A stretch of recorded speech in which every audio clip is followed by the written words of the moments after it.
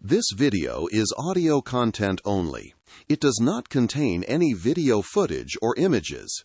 If you are expecting visual content, please be aware. This is intentionally provided in an audio-only format. We recommend listening to the audio rather than watching the screen. Thank you for your understanding. Welcome. Today, we explore one of the most fascinating power struggles in the modern Middle East, the complex rivalry between Saudi Arabia, the United Arab Emirates, and Qatar. These three wealthy Gulf nations share deep cultural and historical ties, yet compete fiercely for regional influence, prestige, and leadership. From diplomatic showdowns to competing visions for the future, their relationship has shaped events across the region and beyond. Join us as we uncover the roots of this rivalry and examine how these neighboring states navigate cooperation and conflict in their quest for dominance. Chapter 1.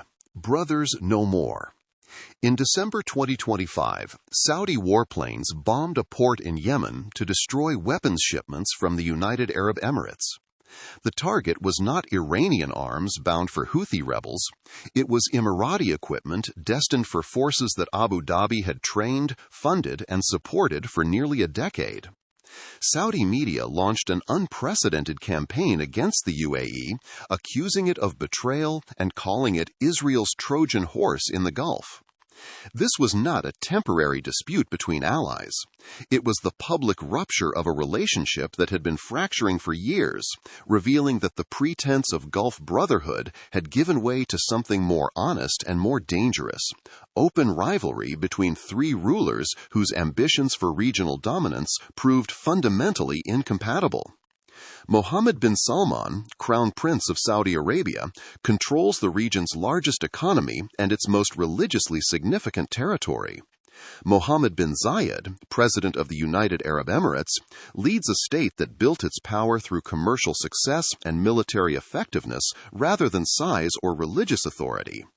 Sheikh Tamim bin Hamad Al Thani, Emir of Qatar, inherited a country transformed from Saudi vassal to independent power through natural gas wealth and stubborn refusal to accept subordination. These three men were supposed to coordinate through the Gulf Cooperation Council, founded in 1981 to present a unified front against external threats. For decades, Saudi Arabia assumed the role of senior partner, and smaller Gulf states generally deferred to Riyadh. That era is finished. What has emerged is managed competition, selective cooperation when interests align, calibrated rivalry where they diverge, and controlled disputes that stop short of open warfare but inflict real damage. It is cold, interest-based rationality that governs their relations, not the rhetoric of brotherhood that still fills official statements. This competition unfolds across multiple dimensions simultaneously: economic, political, military, and ideological, with each ruler pursuing objectives that directly threaten what the others are trying to build. The immediate trigger for current tensions was Yemen, but the roots run deeper.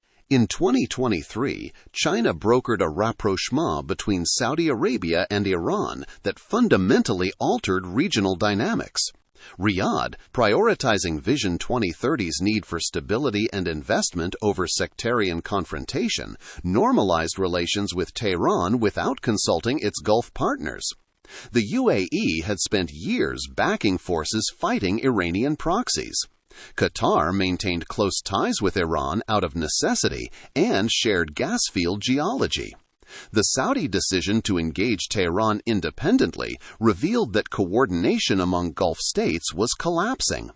Each ruler would pursue his own relationship with Iran based on his own calculation of interests. The 2020 Abraham Accords widened the gap further.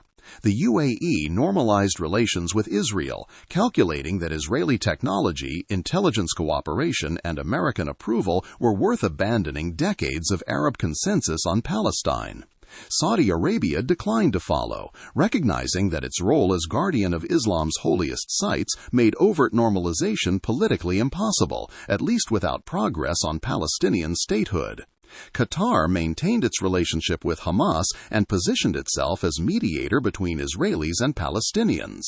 Three Gulf states, three completely different positions on the defining issue of Arab politics.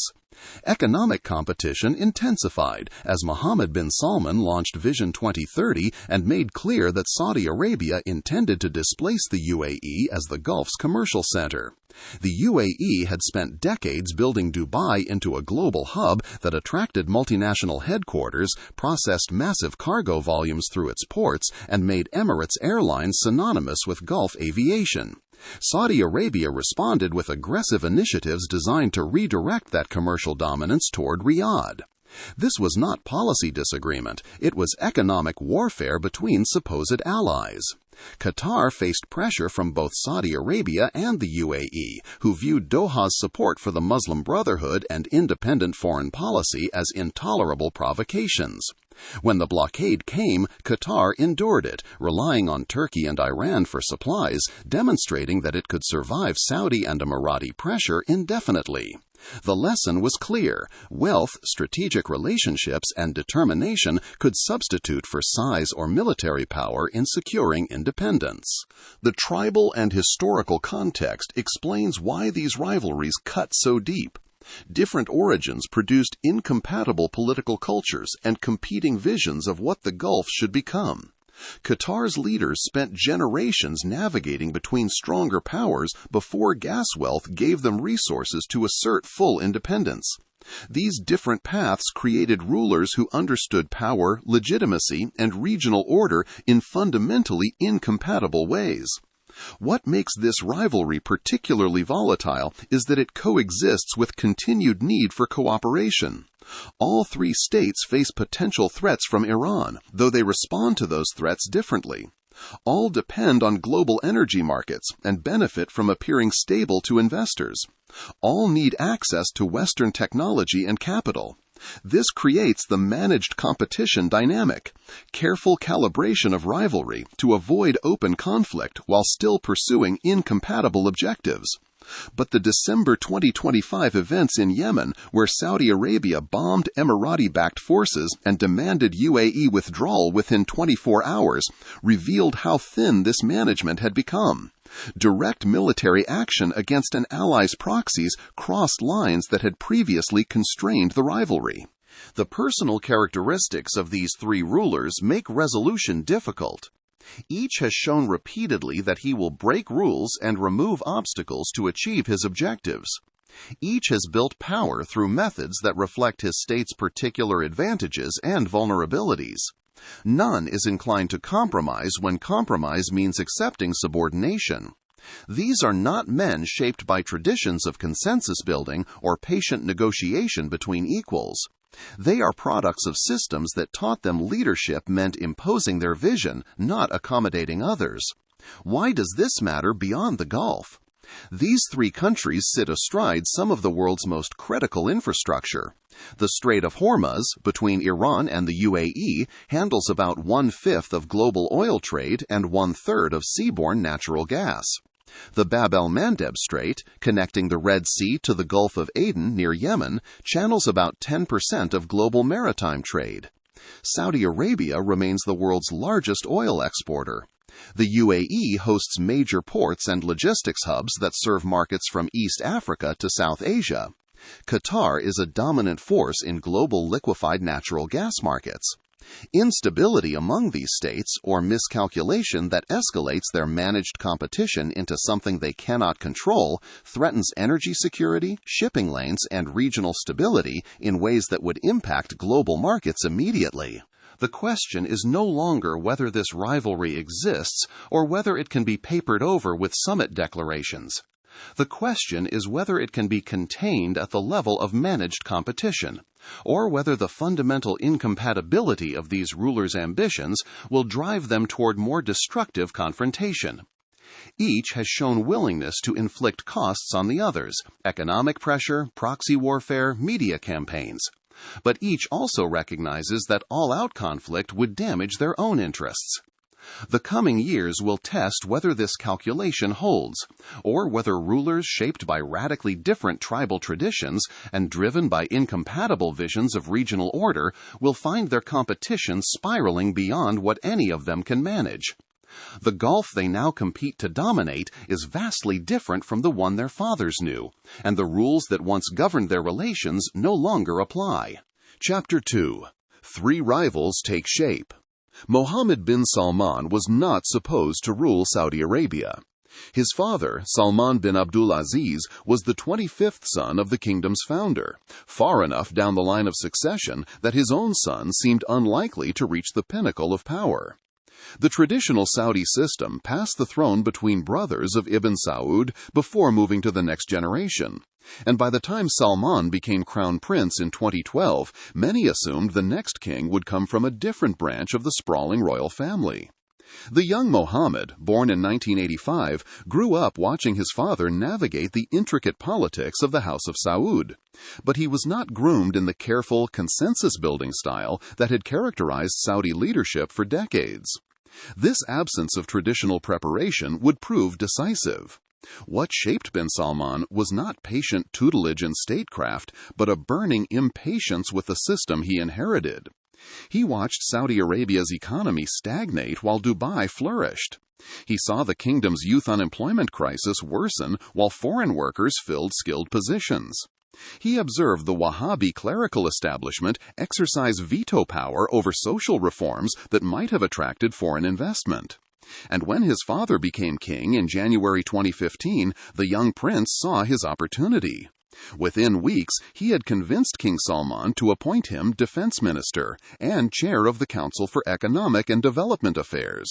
He was 29 years old and suddenly controlled the kingdom's military and economic policy. The speed of his rise shocked the Saudi establishment, but bin Salman had no interest in waiting his turn. The defining trait of his character was a willingness to break things.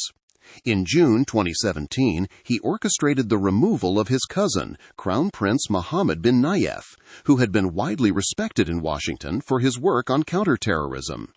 Bin Salman became Crown Prince that same month, cementing his position as his father's successor.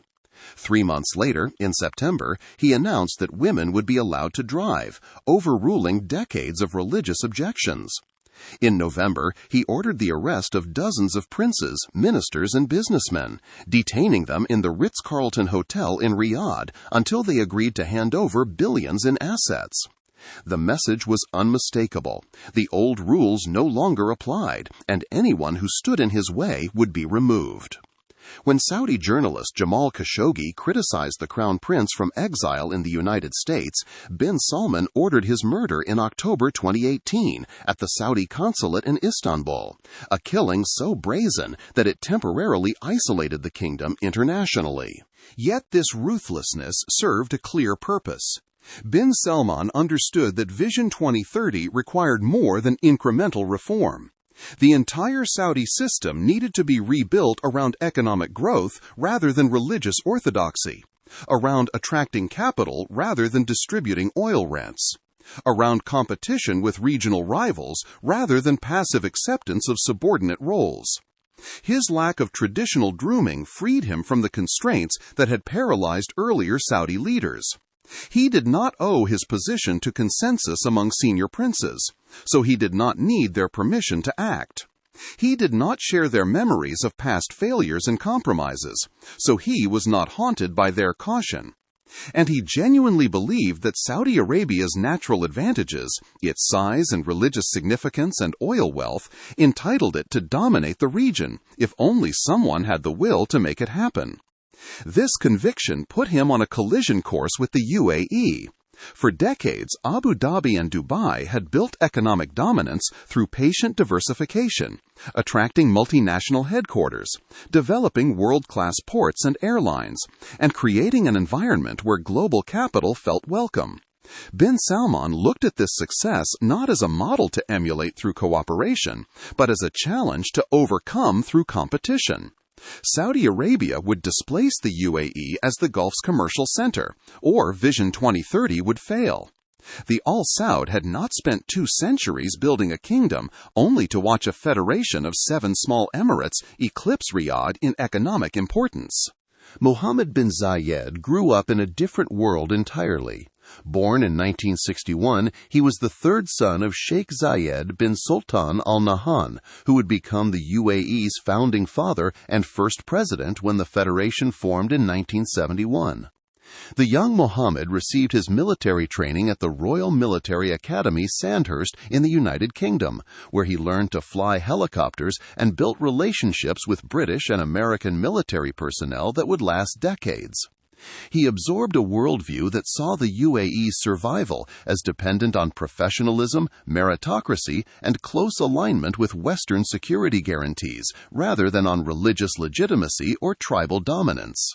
But the roots of UAE-Saudi rivalry ran deeper than any single generation. In the early 1950s, Saudi Arabia and Abu Dhabi had fought over the Bahraini Oasis, a cluster of villages at the intersection of what would become the UAE, Oman, and Saudi Arabia. The dispute involved competing territorial claims, but it also reflected Saudi determination to expand its influence and Abu Dhabi's refusal to accept subordination. In 1952, Saudi forces occupied Bahraini, claiming historical rights to the territory. British-led forces, supporting Abu Dhabi's claims, drove them out in 1955. The Saudi defeat was humiliating, and King Faisal never forgot it. When the UAE formed in 1971, Saudi Arabia refused to recognize the new federation. Faisal told UAE delegates who visited him in Taif in July 1972 that Saudi Arabia had been humiliated in Bahraini and that it would have to retrieve its rights. Saudi Arabia withheld recognition until the 1974 Treaty of Jeddah settled border disputes, but the resentment lingered. This history taught the Al Nahyan that Saudi Arabia viewed the UAE not as a partner, but as a subordinate whose independence needed to be tolerated rather than respected. The formative experience for bin Zayed's generation was watching political Islam threaten the stability that his father had built. When the Iranian Revolution exploded in 1979, bin Zayed was 18 years old and saw how Ayatollah Khomeini's ideology challenged the very legitimacy of Gulf monarchies. When the Muslim Brotherhood spread its influence through the Arab world in the 1980s and 1990s, advocating democratic governance and opposing hereditary rule, bin Zayed concluded that this movement represented an existential threat to the UAE. The Brotherhood slogan, "Islam is the solution," implied that the secular, commercially oriented model that Abu Dhabi had built was somehow un-Islamic and illegitimate. This was intolerable. What hardened bin Zayed's conviction was the Arab Spring. In late 2010 and early 2011, protests swept across Tunisia, Egypt, Libya, Bahrain, Yemen, and Syria. In several countries, Muslim Brotherhood-affiliated movements seized the opportunity to compete for power. In Egypt, the Brotherhood's candidate, Mohamed Morsi, won the presidency in June 2012, putting an Islamist government in control of the Arab world's most populous country. For bin Zayed, this confirmed his worst fears. He watched the UAE's Emirati population, small and outnumbered by foreign workers, and understood that any instability could spiral quickly into regime collapse.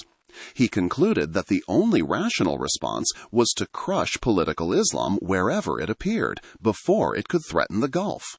This ideological conviction shaped everything bin Zayed did. When the Egyptian military overthrew Morsi in July 2013, the UAE immediately pledged billions in financial support to the new government. When Qatar and Turkey backed Islamist movements in Syria and Libya, bin Zayed backed opposing forces. When Saudi Arabia, under its previous leadership, maintained cordial relations with the Muslim Brotherhood as part of a broader Sunni alliance against Iran, bin Zayed argued that this was strategic insanity. Political Islam, in his view, was more dangerous than Iranian Shi'ism because it threatened the monarchies from within by questioning their very right to rule. The Emirati leader's character was methodical and patient. Unlike bin Salman, who announced sweeping visions and demanded immediate implementation, bin Zayed built his power over decades through careful relationship building and incremental expansion of influence. He cultivated ties with intelligence services in Israel, the United States, Egypt, and elsewhere. He invested in port infrastructure in Yemen, Eritrea, and Somaliland. He developed the UAE armed forces into a professional military capable of projecting power far beyond the Gulf. And he did all of this with minimal public fanfare, preferring to work behind the scenes where his influence would not trigger backlash. When bin Salman emerged as Saudi defense minister in 2015, bin Zayed recognized opportunity. Here was a Saudi ruler willing to break with religious conservatism and pursue the kind of activist foreign policy that the UAE had long advocated. Bin Zayed actively lobbied in Washington to support bin Salman's rise, seeing in the young prince a chance to finally neutralize the Wahhabi ideology that Abu Dhabi had blamed for regional extremism. The relationship appeared to be one of mentor and student, with the older Emirati guiding the younger Saudi in how to project power and manage threats. When Saudi Arabia and the UAE imposed their blockade on Qatar in 2017, bin Salman and bin Zayed were aligned in their determination to punish Doha's support for the Muslim Brotherhood and its defiant foreign policy. Qatar represented yet a third path. Where Saudi Arabia claimed leadership through size and religious authority, and the UAE built influence through commercial success and military effectiveness, Qatar achieved independence through natural gas wealth and stubborn refusal to defer to Riyadh's preferences. The transformation from Saudi vassal to defiant regional power, examined in detail in Chapter 3, demonstrated that wealth and determination could substitute for military strength in securing sovereignty. These different paths created incompatible visions of what the Gulf should become. Bin Salman needed to displace the UAE economically to make Vision 2030 succeed. Bin Zayed needed to preserve the UAE's commercial model and crush political Islam to justify the state he had built. Tamim needed to maintain Qatar's independence to honor the legacy his father had created. None of these objectives could be achieved without undermining at least one of the others. Personal characteristics guaranteed collision. Bin Salman was in his 30s and expected to rule for decades. He had already demonstrated his willingness to remove obstacles and break rules to achieve his objectives. Bin Zayed was in his 60s and had spent a lifetime building the UAE's influence through patient calculation. He would not surrender what he had built to accommodate Saudi ambitions. Both men were products of tribal traditions that taught them to view leadership as their birthright and compromise as weakness. The question was no longer whether they would cooperate, but how far their rivalry would go before it escaped their control entirely. Chapter 3. Qatar's transformation. For most of its modern existence, Qatar understood its place in the Gulf hierarchy. The Al Thani family ruled the small peninsula, but they ruled at Saudi pleasure. When Riyadh spoke, Doha listened. When Saudi Arabia set foreign policy for the Gulf Cooperation Council, Qatar went along. This was not merely prudence or courtesy. It was the reality of a weak state surrounded by stronger neighbors. The Al Thani had learned through bitter experience that survival required flexibility. In the 19th century, they had pledged loyalty to the Ottomans, then to the British, then navigated carefully between both when the balance of power shifted. After Qatar gained formal independence in 1971, the dominant power it needed to placate was Saudi Arabia. The kingdom could not conquer Qatar directly, given American military presence and international norms, but Riyadh could make life very difficult for Doha through economic pressure, diplomatic isolation, and support for rival claimants within the Al Thani family. The evidence of this vassalage was everywhere. Saudi Arabia withdrew its ambassador to Doha from 2002 to 2008, a public humiliation designed to pressure Qatar into curbing Al Jazeera's coverage and foreign policy initiatives. The pressure worked, at least partially. Qatar moderated some of its positions, and the ambassador returned. When the Gulf Cooperation Council met, Saudi Arabia expected Qatar to vote with the consensus, which meant voting with Riyadh.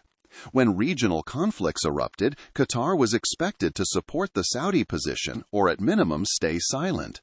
This arrangement had persisted for decades because the Al Thani lacked the resources to challenge it, and because Qatari leaders before Hamad bin Khalifa concluded that independence was not worth the cost. What changed was gas. The North Field, discovered in 1971 but not developed at scale until the 1990s, contained reserves so vast that they transformed Qatar's strategic position. The field extended into Iranian waters, where it was called South Pars, together forming the world's largest gas deposit on Earth. By the time development began in earnest, Qatar had secured partnerships with international energy companies that provided the capital and technology to monetize these reserves. The crucial decision was to focus on liquefied natural gas, which could be shipped globally rather than being limited to pipeline customers. By the late 1990s, Qatar was on track to become the world's leading LNG exporter, eventually supplying roughly 20% of global liquefied natural gas. The revenue projections made clear that Doha would soon have the financial independence to pursue whatever foreign policy it chose. Hamad bin Khalifa understood the opportunity before most observers did. When he seized power from his father in June 1995, deposing the old emir while he was traveling abroad, the move shocked the Gulf. Coups within ruling families were not supposed to happen. The principle of hereditary succession was sacrosanct, and the idea that a crown prince would forcibly remove his own father violated the most basic rules of tribal politics. But Hamad was 43 years old and had concluded that his father's caution was condemning Qatar to permanent subordination. The old emir, Khalifa bin Hamad, had maintained cordial relations with Saudi Arabia and avoided controversy. Hamad saw this as weakness. He believed Qatar's gas wealth gave it the option to be independent, but that option would be wasted unless someone had the courage to seize it. The coup revealed everything about Hamad's character. He was willing to break the most fundamental rule of Gulf politics because he judged that rule to be an obstacle to Qatar's national interest. He did not seek Saudi approval for the takeover. He did not build a consensus among other GCC states. He simply acted, using his control of key military units to secure power and then daring anyone to challenge him. Saudi Arabia was furious, but what could Riyadh do? Hamad had not violated any international law. He had not threatened Saudi territory or interests directly. And he controlled Qatar's rapidly growing gas revenues, which meant he could afford to withstand Saudi pressure. The deposed emir fled to Abu Dhabi and later to Saudi Arabia, where he attempted to organize a counter-coup in 1996. The attempt failed, and Hamad's position became more secure. The new emir moved quickly to establish that Qatar's foreign policy would no longer follow Saudi dictates. In 1996, barely a year after taking power, he launched Al Jazeera. The decision to create an Arabic-language satellite news network might have seemed innocuous, but it was revolutionary. Arab media had always been controlled by governments, particularly Saudi Arabia and Egypt, which used their influence to ensure that coverage reflected regime interests. Al Jazeera broke that monopoly by broadcasting news that challenged Arab governments and gave airtime to opposition figures, Islamists, Arab nationalists, and other voices that state-controlled media had suppressed. The network's motto was "the opinion and the other opinion," a direct rebuke to the censorship that characterized Saudi media. Al Jazeera's coverage of the Israeli-Palestinian conflict, the Iraq War, and especially the Arab Spring would make it the most influential media outlet in the Arab world.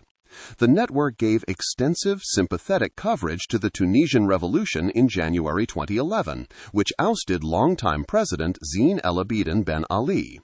When Ben Ali fled, he went to Saudi Arabia, and Al Jazeera's coverage made clear that the network viewed his overthrow as a triumph of popular will over autocracy. This was not subtle. Saudi Arabia had supported Ben Ali and viewed his removal as a dangerous precedent that might inspire similar movements in the Gulf. Yet Al Jazeera continued its coverage, and the message was unmistakable. Qatar would not tailor its media to accommodate Saudi sensitivities. The landmark moment came with the Egyptian Revolution. In January and February 2011, Al Jazeera provided wall-to-wall coverage of protests in Cairo demanding the removal of President Hosni Mubarak. The network interviewed opposition leaders, broadcast live from Tahrir Square, and generally treated the uprising as the most important story in the world. Mubarak, a close Saudi ally, was forced from power on February 11, 2011, and in the subsequent election, Mohammed Morsi, a Muslim Brotherhood leader, won the presidency. Qatar had supported the Muslim Brotherhood for years, seeing the movement as a legitimate expression of popular Islamist sentiment rather than the existential threat that the UAE and Saudi Arabia perceived. Morsi's victory seemed to vindicate Hamad's strategy of backing Islamist movements as the wave of the future in Arab politics. This ideological commitment put Qatar directly at odds with the UAE and, increasingly, with Saudi Arabia. The Muslim Brotherhood advocated political participation, democratic processes, and governance rooted in Islamic principles, which meant it implicitly challenged the legitimacy of hereditary monarchies. Abu Dhabi viewed the Brotherhood as an existential threat and backed General Abdel Fattah el-Sisi's military coup that overthrew Morsi in July 2013. Qatar was Morsi's most vocal supporter and condemned the coup as illegitimate. When Saudi Arabia and the UAE poured billions into supporting Sisi's new government, Qatar cut ties with Cairo and gave refuge to fleeing Brotherhood members. This was not a minor policy disagreement. It represented fundamentally opposed views of what political order should look like in the Arab world. The same pattern repeated in Libya, Syria, and Yemen. When Muammar Gaddafi's regime collapsed in Libya in 2011, Qatar and the UAE backed rival factions in the subsequent civil war. The UAE supported General Khalifa Haftar, a secular military strongman who promised to crush Islamist militias. Qatar backed factions associated with the Muslim Brotherhood and other Islamist groups.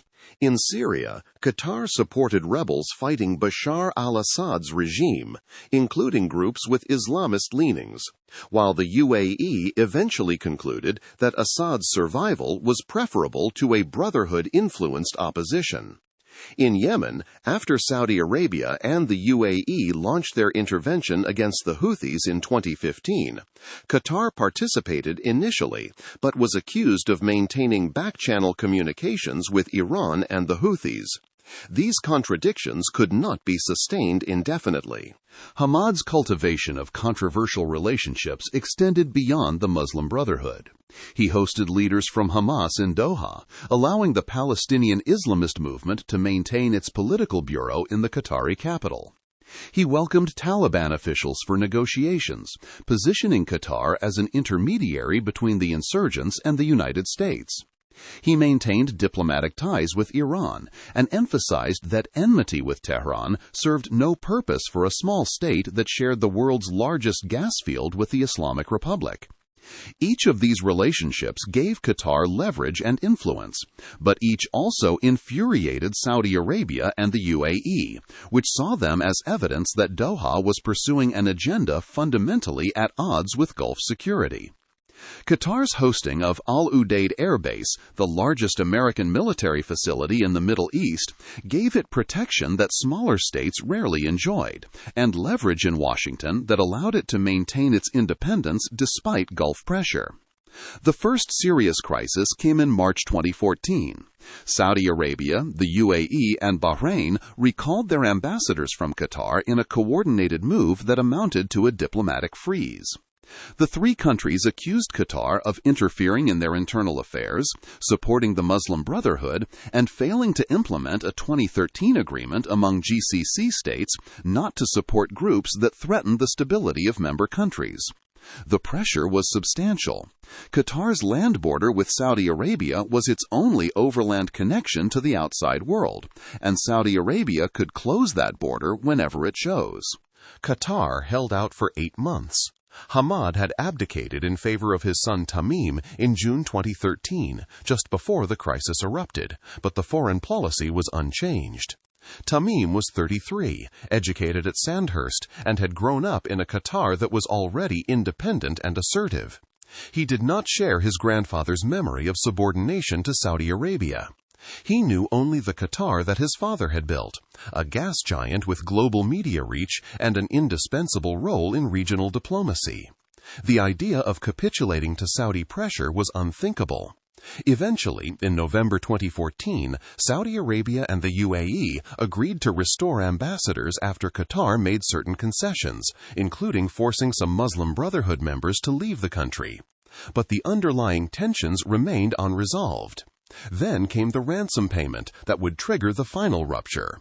In April 2017, Qatar allegedly paid approximately $1 billion to secure the release of hostages, including members of the Al Thani royal family, who had been kidnapped while hunting in Iraq. According to Financial Times reporting, roughly $700 million went to Iran and Shia militias, with an additional $200 to $300 million going to Islamist groups in Syria. For Saudi Arabia and the UAE, this payment represented exactly the kind of behavior they had long accused Qatar of engaging in, funding their adversaries under the guise of humanitarian action. Whether Qatar was paying ransoms or actively supporting these groups became a distinction without a difference to Riyadh and Abu Dhabi. The payment gave them the pretext they needed. The 2017 crisis was different from the 2014 warning. It began with a hacked statement attributed to Tamim in May 2017, in which the emir allegedly praised Iran, called it an Islamic power, defended Hamas and Hezbollah, criticized Donald Trump, and questioned whether the United States was a reliable ally. Qatar immediately claimed the statement was fabricated by hackers and that state-run Qatar news agency had been breached. The Qatar government blamed the hack on UAE-backed operatives, though this was never proven. American investigators later suggested Russian involvement as part of a broader campaign to sow discord among Gulf states. Regardless of who was responsible, the alleged statement gave Saudi Arabia and the UAE the pretext they needed. On June 5, 2017, Saudi Arabia, the UAE, Bahrain, and Egypt severed diplomatic relations with Qatar. They announced a comprehensive blockade that closed Qatar's only land border with Saudi Arabia, banned Qatari aircraft from their airspace, and expelled Qatari citizens from their territories. They were joined by the Maldives, Mauritania, Senegal, Djibouti, the Comoros, Jordan, the Tobruk-based Libyan government, and the Houthi-led Yemeni government, though some of these countries later restored relations. Qatar was also expelled from the Saudi-led coalition fighting in Yemen, despite having contributed forces to that intervention. The blockade was comprehensive and designed to strangle Qatar economically and politically until it capitulated. The Saudi-led bloc issued 13 demands that Qatar had to meet before the blockade would be lifted. These demands went far beyond asking Qatar to stop supporting terrorism, which was the public justification. Qatar had to sever diplomatic ties with Iran completely and expel Iranian diplomats. It had to close the Turkish military base that Ankara had established in Qatar. It had to shut down Al Jazeera, Arabi 21, Razd, Al Arabi Al Jadid, Mecca Melaine, and Middle East Eye, essentially dismantling Qatar's entire independent media infrastructure. It had to cut ties with the Muslim Brotherhood, Hamas, Hezbollah, Al-Qaeda, and any other groups designated as terrorist organizations by Saudi Arabia, the UAE, Bahrain, and Egypt, with no independent verification. It had to hand over all individuals wanted by those four countries, freeze their assets, and provide detailed reports on their activities. And it had to agree that in the future, Qatar's foreign policy would be coordinated with the other GCC states, meaning that Doha would essentially surrender its independence. The demands also included a provision that Qatar would have to provide monthly reports on its compliance for the first year, quarterly reports for the second year, and annual reports for the next 10 years. This was not a negotiation between equals. It was a diktat designed to reduce Qatar to the vassal status it had escaped under Hamad. Qatar's defense minister, Khalid bin Mohammed Al Attiyah, called the blockade akin to a bloodless declaration of war. Finance Minister Ali Sharif al-Imadi responded that Qatar was rich enough to withstand the blockade indefinitely. Both statements proved accurate. Tamim's character was tested by the crisis in ways his father's never had been. Hamad had seized power when Qatar was already on the path to gas wealth, and his main challenge was asserting independence from a position of growing strength. Tamim faced an existential threat to the state his father had built. The blockade cut Qatar off from food imports that had come through Saudi Arabia. It disrupted flight routes and forced Qatari aircraft to take longer, more expensive paths to reach Europe and Asia. It threatened to isolate Qatar diplomatically and turn it into a pariah state. If Tamim had blinked, if he had agreed even to negotiate over the 13 demands, the transformation that Hamad had achieved would have been undone.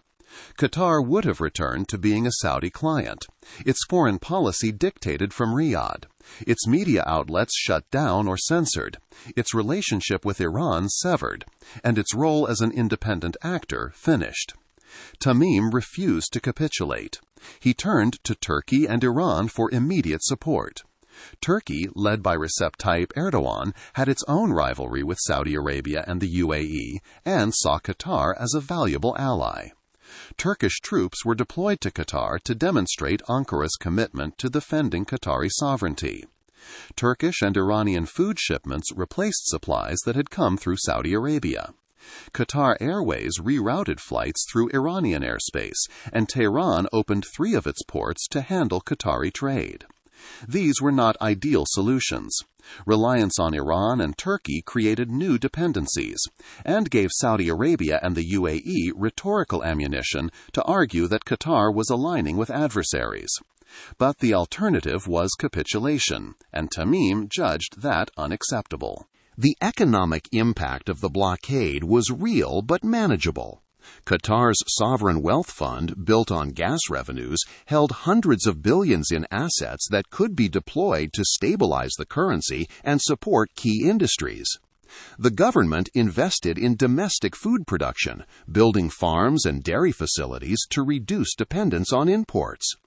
It developed new shipping routes that bypassed Saudi-controlled waters.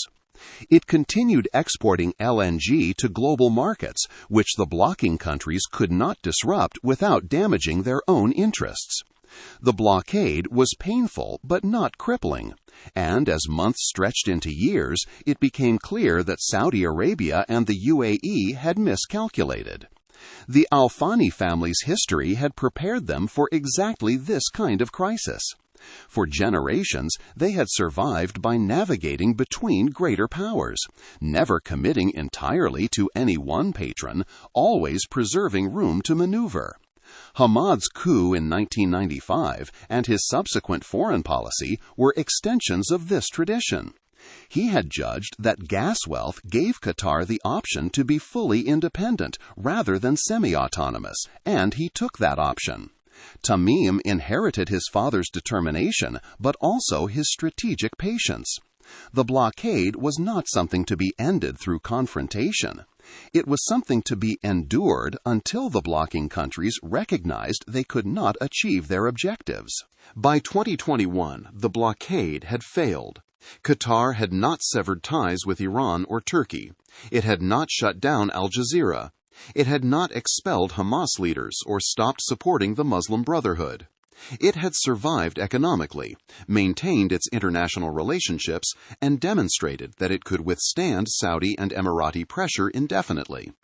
In January 2021, at a GCC summit in Al Ula, Saudi Arabia, announced that the blockade would end and that full diplomatic relations would be restored.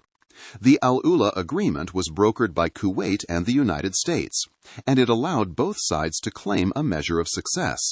Saudi Arabia and the UAE claimed that Qatar had made behind-the-scenes concessions and that the relationship would be different going forward. Qatar claimed that it had never bent to coercion and that its core policies remained unchanged. The truth was that the blockade had achieved nothing, except demonstrating that Qatar could not be forced back into vassalage. What remains unclear is whether the Saudi and Emirati leaders understood what the blockade revealed about the new dynamics of the Gulf. Qatar's transformation from appendage to independent power was complete, and no amount of pressure would reverse it. The question now was whether this lesson applied only to Qatar, or whether it signaled a broader fracturing of the Gulf system that neither Riyadh nor Abu Dhabi could repair. Chapter 4. The Mentor and the Student. Mohammed bin Zayed first took serious notice of Mohammed bin Salman when the young Saudi prince emerged as a force in Saudi politics. For decades, the Emirati ruler had watched Saudi Arabia with frustration. The kingdom was the Gulf's largest power, yet it clung to a religious orthodoxy that bin Zayed blamed for spreading extremism across the region. Saudi money funded Wahhabi proselytization that the UAE had spent generations trying to counter. Saudi foreign policy maintained cordial relations with Islamist movements that bin Zayed viewed as existential threats. Previous Saudi kings had been either too cautious or too committed to religious conservatism to break with this pattern. Now, suddenly, here was a young prince who seemed willing to upend the entire system. What bin Zayed saw in bin Salman was not a partner but an instrument. The Emirati ruler was decades older and more experienced. Bin Zayed had spent 3 decades methodically building the UAE's power through patient relationship building with Western intelligence services, careful economic diversification, and quiet expansion of military capabilities. Bin Salman, by contrast, announced his arrival with maximalist declarations and immediate action. He promised to remake Saudi Arabia's economy. To bin Zayed, this brashness was useful. If the young Saudi prince could finally give Saudi Arabia an activist anti-Islamist foreign policy, then Abu Dhabi would no longer carry the burden of confronting political Islam alone. The Emirati ruler began promoting bin Salman almost immediately. The UAE hired American lobbyists and consultants to present the young Saudi prince to Washington policymakers as a reformer and reliable partner. At the same time, leaked documents later revealed that the UAE had taken more aggressive steps to clear bin Salman's path to power. In 2013 and 2014, the UAE reportedly hired the NSO Group, an Israeli cyber intelligence firm, to intercept communications of Prince Mutayyib bin Abdallah, who was then Saudi Minister of the National Guard and a potential rival for the throne. If Mutayyib posed a threat to bin Salman's rise, bin Zayed wanted to know about it. These interventions did not go unnoticed within Saudi Arabia. In November 2015, Mohammed bin Nayef, who was then Crown Prince, wrote an urgent letter to King Salman warning that an Emirati plot has been exposed to help aggravate the differences within the royal court. Bin Nayef told his uncle that bin Zayed is currently planning to use his strong relationship with the United States president to achieve his intentions. The letter revealed that senior Saudi royals understood exactly what bin Zayed was doing, actively working to elevate bin Salman at the expense of more established princes. Family loyalty prevailed. King Salman removed bin Nayef as crown prince and installed his own son in the position. Bin Zayed's lobbying in Washington and his intelligence operations had played a significant role in this outcome. The mentor-student dynamic was now explicit, and leaked emails from Youssef al-Otaiba, the UAE's influential ambassador to the United States, captured how Abu Dhabi viewed this relationship. In a 2015 email, former CIA Director David Petraeus asked Otaiba whether bin Nayef still wielded real influence in Saudi decision-making. Otaiba replied, "MBS is definitely more active on most day-to-day issues. MBN seems a little off his game lately." An earlier email from 2008 revealed Otaiba's dismissive attitude toward Saudi leadership more generally. Writing to his wife about the Saudi religious police's decision to ban red roses on Valentine's Day, Otaiba described the kingdom's rulers as fin cuckoo. This was not the language of an ally speaking about a partner. It was condescension bordering on contempt. Yet, when bin Salman gained power, Otaiba's tone changed to cautious optimism. In May 2017, he wrote, "Abu Dhabi fought 200 years of wars with Saudi over Wahhabism. We have more bad history with Saudi than anyone. But with Mohammed bin Salman, we see a genuine change, and that's why we're excited. We finally see hope there, and we need it to succeed." The email captured exactly how bin Zayed viewed the relationship. Saudi Arabia and Abu Dhabi had been adversaries for 2 centuries, locked in conflict over religion and regional dominance. His excitement about bin Salman was not rooted in affection or partnership. It was relief that finally a Saudi ruler might abandon the religious extremism that Abu Dhabi blamed for regional instability. The tribal history made this patronizing attitude inevitable. The Al Nahyan came from a federation where power was negotiated and distributed. Abu Dhabi was first among equals within the UAE, not an absolute ruler. The Al Saud, by contrast, had built their kingdom through conquest and religious alliance, crushing rivals and imposing their vision through force.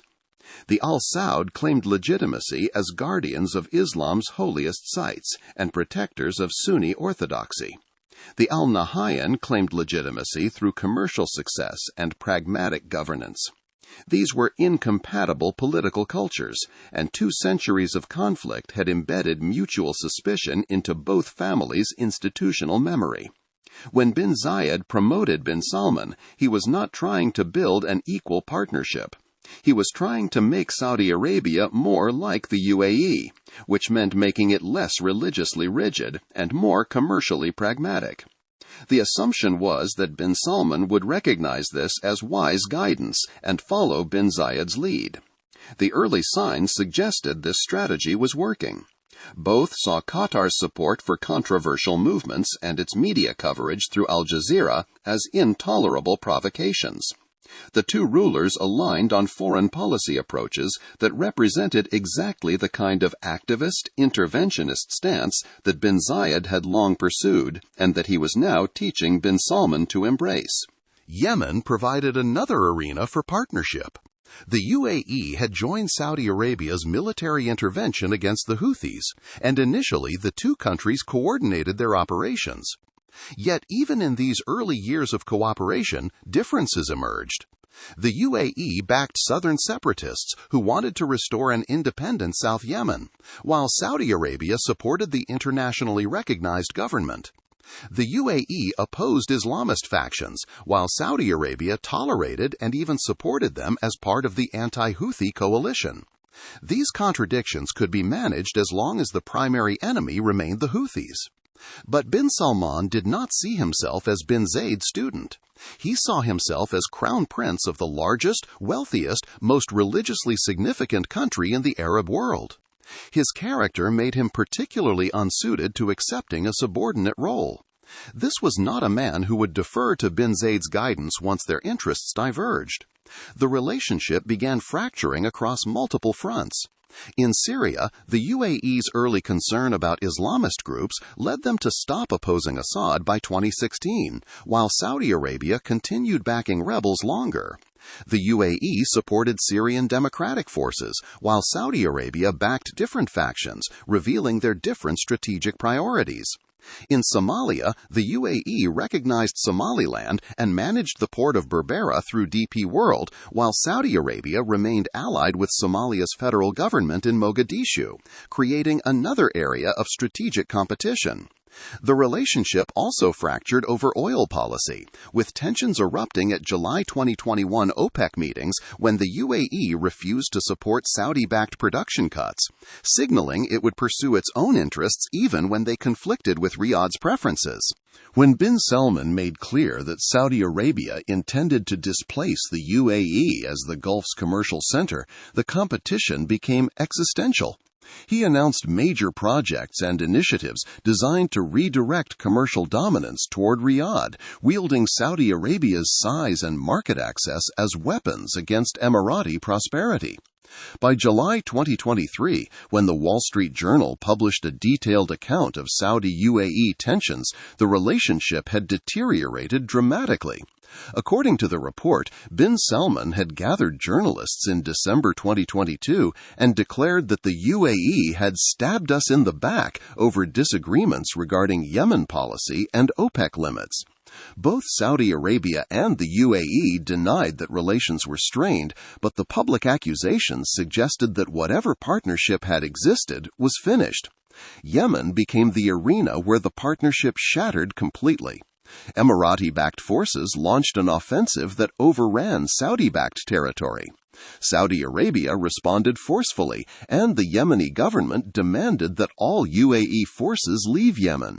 The rupture was complete. What makes this rupture particularly significant is that it occurred despite both countries facing common threats. Iran remains a strategic rival for both Saudi Arabia and the UAE. Both depend on stability in global oil markets.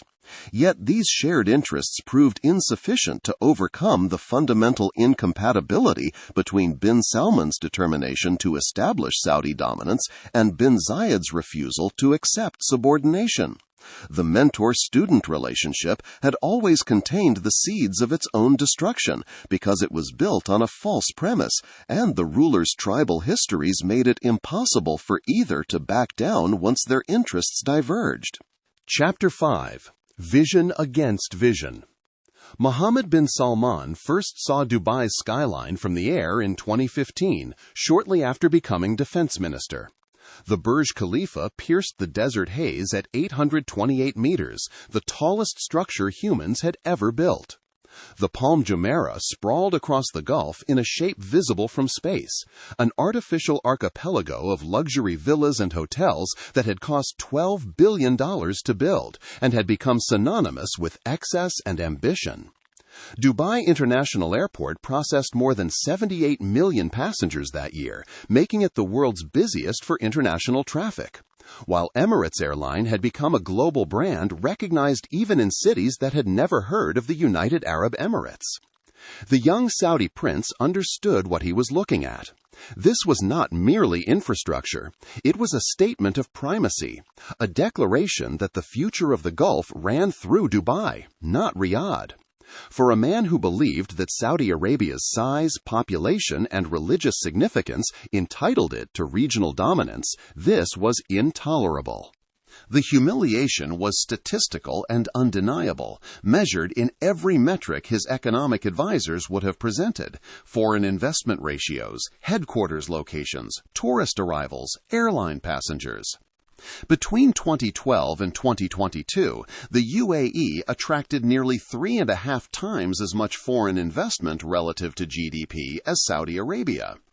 Approximately 70% of major multinational companies located their Middle Eastern headquarters in Dubai. When global executives thought about doing business in the Gulf, they flew to Dubai, not Riyadh. When tourists wanted to experience the region, they went to Dubai, not Jeddah. This represented a complete inversion of what bin Salman believed the natural order should be. Saudi Arabia had a population of 37 million, compared to the UAE's 11 million, most of whom were foreign workers. Saudi Arabia was 27 times larger by land area. Its GDP in 2023 reached $1.1 trillion, compared to the UAE's $415 billion. It controlled Mecca and Medina, the two holiest sites in Islam, giving Riyadh a religious authority that no other Muslim country could claim. Yet somehow, Abu Dhabi and Dubai had built an economic model that made them more attractive to the investors and companies that bin Salman needed to fund his vision for Saudi Arabia's future. But these modern economic weapons were wielded by men whose understanding of legitimacy and competition came from centuries of tribal history. The Al-Saud traced their legitimacy to the 18th century alliance between Muhammad ibn Abd al-Wahhab, a religious reformer, and Muhammad ibn Saud, a tribal leader from Najd in Central Arabia. That alliance created a state defined by a particular interpretation of Islam and by the political dominance of the Al-Saud family over the Arabian Peninsula. When Ibn Saud established the modern kingdom in 1932, after decades of conquest, he claimed leadership of the Arab and Muslim world based on Saudi control of Mecca and Medina and adherence to Wahhabi doctrine. This was not a modest claim. It meant that the Al-Saud believed they had a religious mandate to lead, that their authority came from God through their role as custodians of Islam's holiest sites, and that other Gulf rulers were, at best, junior partners in a Saudi-led order. The Al Nahyan came from a completely different tradition. 7 emirates, each with its own ruling family and traditions, came together in 1971 to form the UAE after the British withdrew from the region. Abu Dhabi, the largest and wealthiest, and Dubai, the most commercially dynamic, formed the core of the new federation. This was a negotiated union, not a conquest. Abu Dhabi was first among equals, but it could not simply dictate terms to the other emirates. The Al Nahyan had never claimed religious authority. They had never tried to impose an ideology on their neighbors. They built their power on commerce, logistics, and financial services. They offered a vision of the Gulf as a cosmopolitan crossroads, where people of different backgrounds could make money together, not as a bastion of religious conservatism enforcing a single interpretation of Islam. The depth of this rivalry predated any single generation. Historical tensions between Saudi Arabia and Abu Dhabi had taught the Al Nahyan that Riyadh viewed the UAE not as a partner but as a subordinate whose independence needed to be tolerated rather than respected. In 2009, plans for a Gulf Cooperation Council single currency collapsed when the UAE withdrew from the monetary union project after the central bank was slated for Riyadh rather than Abu Dhabi. These patterns reinforced Emirati determination to maintain independence from Saudi influence. His impatience and willingness to break with tradition revealed everything about bin Salman's character. Through Vision 2030, unveiled the previous year, he had already declared his intention to transform the kingdom's economy. The centerpiece of this challenge was NEOM, a mega-project so ambitious that many observers initially dismissed it as fantasy. Announced in October 2017, NEOM would be built in northwestern Saudi Arabia along the Red Sea coast near the borders with Jordan and Egypt. The name combined neo, Greek for new, with mustaqbal, Arabic for future. The project's scope was staggering. It would cover an area of 26,500 square kilometers, roughly the size of Belgium, and cost an estimated $500 billion to build. The plan called for a futuristic city powered entirely by renewable energy, connected by high-speed rail and flying taxis, governed by its own regulatory framework separate from the rest of Saudi Arabia, explicitly designed to replicate the business-friendly environment that made Dubai attractive without the restrictions of Saudi religious law.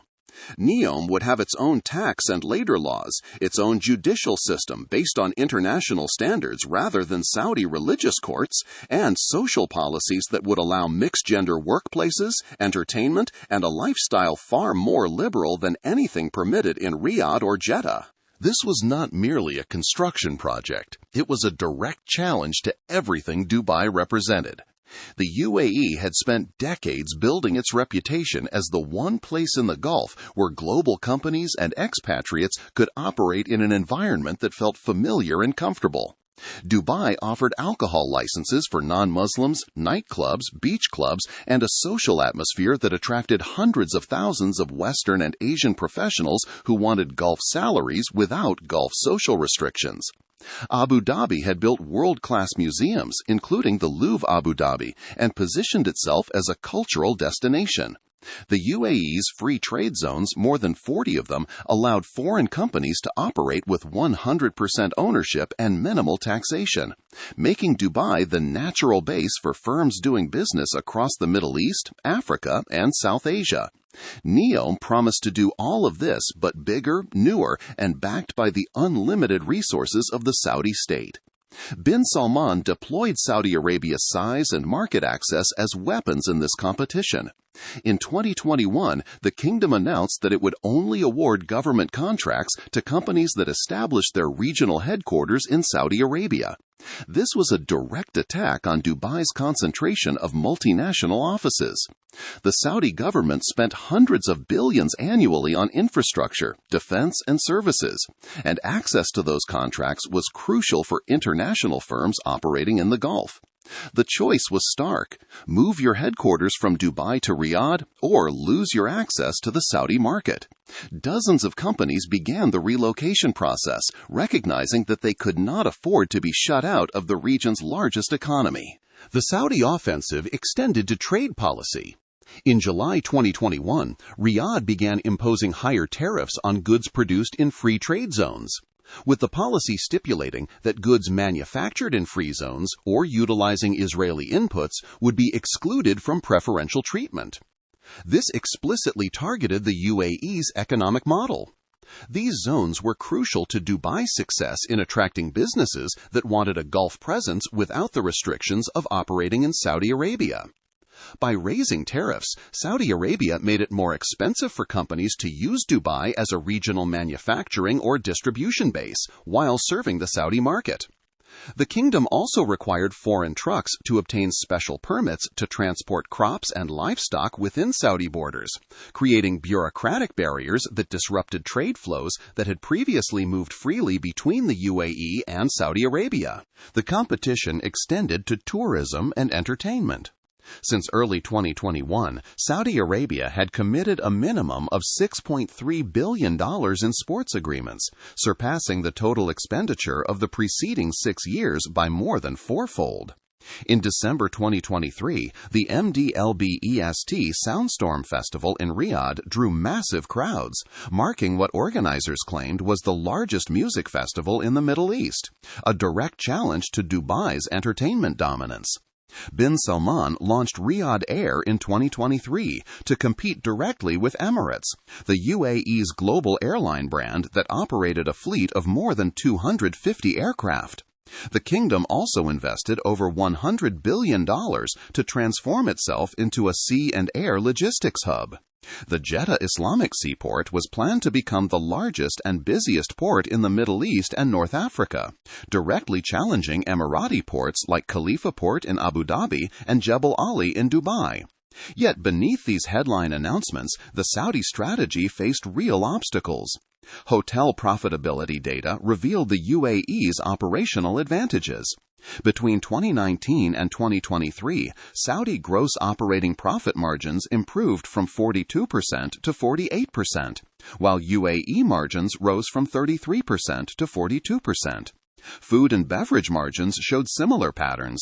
Saudi operations achieved 45% margins, while UAE establishments reached 40%. But these improvements masked a crucial cost advantage. Saudi Arabia's fixed energy costs of 5 cents per kilowatt hour compared favorably to the UAE's sliding scale.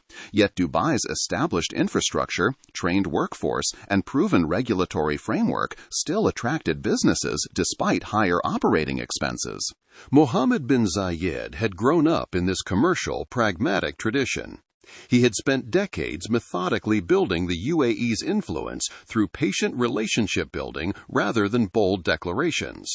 He cultivated relationships with American and British intelligence officials that lasted decades and oversaw Abu Dhabi's transformation from a sleepy oil sheikhdom into a global financial center. The UAE's model worked because it offered something Saudi Arabia would not or could not: a Middle Eastern base that combined access to oil wealth with social policies and business regulations that Western executives found acceptable. When bin Zayed looked at bin Salman's NEOM announcement, he understood exactly what was happening. The young Saudi prince was trying to copy the UAE model and use Saudi Arabia's vastly larger size and market to crush Emirati advantages. This was not competition between equals. It was an existential threat to the economic foundation that bin Zayed and his father before him had spent half a century building. If Vision 2030 succeeded, if multinational companies moved their regional headquarters from Dubai to Riyadh, if global investors decided that Saudi Arabia offered better opportunities than the UAE, then Abu Dhabi's entire development strategy would collapse. The UAE would be reduced to the status that Bahrain held after the 1990s, a once important hub that had been supplanted by a larger neighbor. Bahrain's GDP had grown from $422 million in 1971 to just $27 billion by 1990, while the UAE's reached $308 billion. Emirati officials were determined not to let Saudi Arabia do to the UAE what the UAE had done to Bahrain.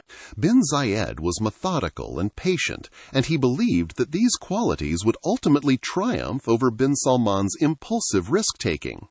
He had, after all, spent 15 years cultivating the UAE's relationship with Israel before the 2020 Abraham Accords, while bin Salman's headline-grabbing moves often generated backlash.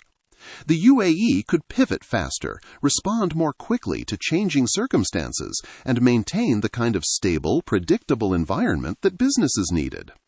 Saudi Arabia, for all its size and resources, was still a country where a crown prince could arrest hundreds of people in the Ritz-Carlton or order the murder of a journalist, creating exactly the kind of volatility that nervous investors wanted to avoid. The UAE's advantages in this competition were real but fragile. Dubai had been building its model for decades and already had established relationships with global companies, a proven regulatory framework, and a reputation for stability and pragmatism that Saudi Arabia lacked.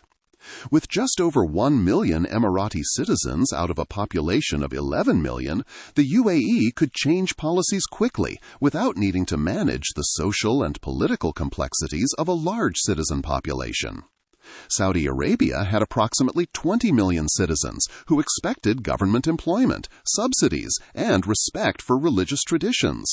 When bin Salman tried to open cinemas or allow women to drive, he faced resistance from clerics and conservative segments of society. The UAE had never faced those obstacles because it had never tied its legitimacy to religious orthodoxy. But size ultimately mattered. Regional and global markets probably could not support both Saudi Arabia and the UAE at full scale simultaneously, at least not in the same sectors. If both countries successfully built world-class financial centers, attracted the same multinational headquarters, developed competing airlines and ports, and offered similar business environments, then investors and companies would choose based on market access. Saudi Arabia's domestic market was simply larger and growing faster. Much of Dubai's success had come from serving as a hub for other markets, including Sudan, where Dubai functioned as a major global gold trading and refining hub, with a large percentage of gold coming from Africa. If Saudi Arabia succeeded in making Riyadh and Jeddah attractive enough, the hub function that had enriched Dubai would shift to Saudi cities. The tribal histories that shaped both men made compromise impossible. The Al Saud had spent 2 centuries establishing their dominance over Arabia through conquest and religious alliance. They believed they were destined to lead, that their control of Mecca and Medina gave them a mandate that transcended mere commercial success. Bin Salman had removed obstacles, silenced critics, and seized control of his country's future at an age when most leaders were still building their reputations. The Al Nahyan came from a tradition where survival depended on flexibility and pragmatism, navigating between the Ottomans, the British, and the Saudis, always preserving independence through careful balancing rather than confrontation. But bin Zayed had also spent decades building real power, and he was not about to surrender the UAE's position to accommodate Saudi ambitions. By 2025, this competition would explode into open conflict in Yemen, testing whether the Gulf could contain rivalries between rulers whose tribal histories taught them that compromise meant submission. Chapter 6: Yemen's Breaking Point. The first Saudi airstrikes hit the port of Mukalla at dawn on December 30, 2025. The target was not Houthi positions or Iranian weapons depots. Saudi warplanes bombed a ship carrying military equipment from the United Arab Emirates to forces that Abu Dhabi had trained, equipped, and backed for nearly a decade. The strikes destroyed the vessel before its cargo could reach Southern Transitional Council fighters who had just overrun vast stretches of Hadramaut province that Saudi-backed government forces had controlled. Within hours, the Yemeni government declared a state of emergency, canceled all cooperation agreements with the UAE, and ordered Emirati forces to leave Yemen within 24 hours. The alliance that had begun in March 2015, when Saudi and Emirati jets launched Operation Decisive Storm to push back the Houthis, was finished. The intervention had never been about brotherhood. It had always been about incompatible objectives, masked by the temporary alignment of fighting a common enemy. When Iranian-backed Houthi fighters seized Yemen's capital Sana'a in September 2014 and forced President Abdrabbu Mansour Hadi to flee by early 2015, Mohammed bin Salman saw an intolerable threat to Saudi security. Yemen shared an 800-mile border with Saudi Arabia, and the prospect of an Iranian client state on that border was unacceptable. The young defense minister, barely 30 years old, argued for immediate military intervention. His tribal background reinforced this conviction. For 2 centuries, Saudi rulers had viewed Yemen as a buffer zone that needed to be kept stable and preferably under Saudi influence to prevent threats from emerging on the kingdom's vulnerable southern flank. The Al Saud had built their kingdom through conquest and consolidation, bringing rival tribes and regions under centralized control from Riyadh. A divided Yemen would contradict the basic logic of how the Al Saud understood power. Mohammed bin Zayed joined the intervention for completely different reasons. His concern was Al-Qaeda in the Arabian Peninsula, which had established significant presence in Yemen's ungoverned spaces, and Al-Islah, the Yemeni affiliate of the Muslim Brotherhood. If Yemen collapsed entirely, extremist groups could use it as a base to threaten the UAE directly. But if Abu Dhabi intervened effectively, it could crush these groups, establish a security belt of allied forces in southern Yemen, and secure strategic ports along the Gulf of Aden and the Bab el-Mandeb Strait that were crucial to global shipping and to Emirati commercial interests in the Horn of Africa. Bin Zayed's upbringing had taught him to think in terms of controlled territories and reliable proxies, not grand visions of national restoration. His father had built the UAE by assembling a federation where each component maintained some autonomy while accepting Abu Dhabi's leadership in security and foreign policy. This model informed how bin Zayed approached Yemen. He was not interested in restoring a unified Yemeni state. He wanted to secure the south, eliminate Islamist threats, and create facts on the ground that would serve Emirati interests regardless of what happened in Sana'a. The initial phase of the intervention masked these differences. Emirati special forces proved far more effective than Saudi troops in ground combat, particularly in fighting around Aden and in operations against Al-Qaeda in Mukalla and other southern cities. When Emirati-backed forces liberated Mukalla from Al-Qaeda control in April 2016, international observers praised the operation as a rare success in a war that was otherwise producing mostly stalemate and civilian casualties. The UAE trained local Yemeni forces, known as the Security Belt Forces and the Hadrami Elite Forces, building capable units that could hold territory and maintain order. These forces were loyal to their Emirati backers and to the vision of southern autonomy or independence, not to President Hadi's government, which most southern Yemenis viewed as corrupt, incompetent, and dominated by northerners. The fracture began over al-Islah. Saudi Arabia tolerated and even supported this Islamist party because it was fighting the Houthis and because Riyadh maintained relationships with such movements. The UAE saw al-Islah as dangerous and would not tolerate Emirati-backed forces cooperating with groups it opposed. This meant that the UAE and Saudi Arabia were effectively fighting different wars in the same country. Riyadh wanted to restore Hadi's government and push the Houthis back to their strongholds in the north. Abu Dhabi wanted to crush al-Islah, secure strategic territories in the south, and build a client region that would serve as a buffer and as a base for projecting power into the Horn of Africa.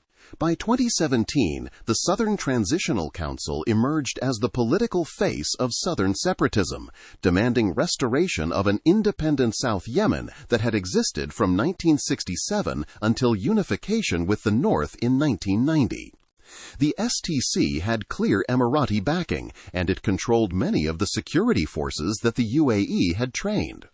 Clashes between STC fighters and troops loyal to Hadi's government became increasingly common, particularly in Aden, where both claimed authority.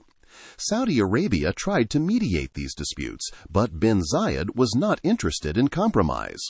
His background, growing up in a federation where different emirates maintained distinct identities while accepting a loose central authority, made him comfortable with the idea of a divided Yemen.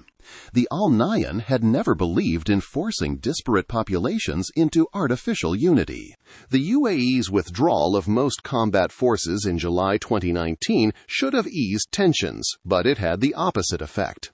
Emirati officials cited strategic priorities, but they left behind the local forces they had trained and continued to support them with weapons, funding, and intelligence. What happened next revealed why the Emiratis had been crucial to even the limited progress the intervention had achieved. In areas where Emirati-backed forces had defeated al-Qaeda and established basic services, the power went out within days of the UAE departure. Al-Qaeda returned to areas it had been driven from. The carefully built security apparatus began to crumble as Saudi-backed forces proved incapable of maintaining what the Emiratis had established. This was not an accident. The UAE had deliberately built local forces that were loyal to Abu Dhabi and effective specifically because they were not integrated into the broader dysfunctional structure of Hadi's government. By December 2025, the STC judged that the moment had come to seize control of territories it had long coveted. The offensive in Hadramaut province unfolded rapidly, with Emirati-trained forces overrunning government positions and taking control of areas that included oil production facilities and key transportation routes. Saudi Arabia watched this operation with growing alarm because it represented exactly the scenario bin Salman had wanted to avoid. A UAE-backed entity establishing facts on the ground that would make southern independence or autonomy inevitable, leaving Saudi Arabia with a weak government in the north, a hostile Houthi statelet backed by Iran in the northwest, and an Emirati client region in the south. This was not stability. This was the partition of Yemen into zones of foreign influence, and the zone on Saudi Arabia's border would be controlled by a country that bin Salman increasingly viewed as a rival. The decision to bomb Mukalla reflected a calculation that the UAE had crossed a line that could not be tolerated. The port had strategic significance as a gateway to Hadramaut's interior and as a symbol of Emirati influence in Yemen.